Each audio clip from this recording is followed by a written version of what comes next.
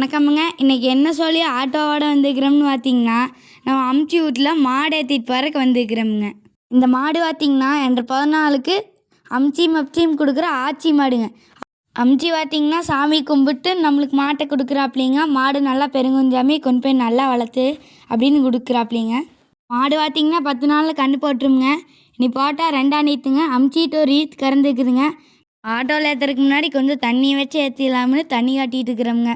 இந்த மாடு கன்று போடுறப்ப கண்டிப்பாக உங்களுக்கு நான் இந்த வீடியோ எடுத்து போடுறேங்க. மாடு யார்கிட்டேருந்து வாங்கினாலும் கிராமத்துலலாம் திருகாணியை மாற்றிட்டு கொடுக்குற வழக்கம் இருக்குதுங்க. இது எதுக்காகன்னு தெரிஞ்சால் மறக்காமல் கமெண்டில் சொல்லுங்கள். நான் அப்பச்சி பார்த்தீங்கன்னா பேரனுக்கு தானோ எதுக்கு திருகாணி மாற்றணும் அப்படின்னு திருகாணியோடு ஏற்றிட்டு போ அப்படின்றாருங்க. நம்பின சனையாக இருக்கிறங்காட்டி பார்த்து பக்குவமாக ஏற்றணுங்க. அதனால நல்லா மேட்டில் கொண்டு வந்து ஆட்டோவை நிறுத்தியாச்சுங்க. நிறுத்திட்டு கதவை திறந்துவிட்டு மாடு ஏறுதுங்க. ஏற்றிட்டு நம்ம வீட்டுக்கு கொண்டு கிளம்பிடலாமுங்க. இதே மாதிரி பிறந்த நாளுக்கு இன்னொரு கிஃப்ட் வாங்கிக்குதுங்க. அது என்ன கிஃப்ட்டுன்னு அடுத்த வீடியோவில் விவரமாக சொல்கிறேங்க. பிறந்த நாளுக்கு வாழ்த்து சொன்னால் யாருக்குமே ரிப்ளை பண்ண முடியலைங்க. யாரும் தப்பாக நினச்சிக்க வேண்டாமுங்க. எல்லாத்துக்கும் நன்றிங்க.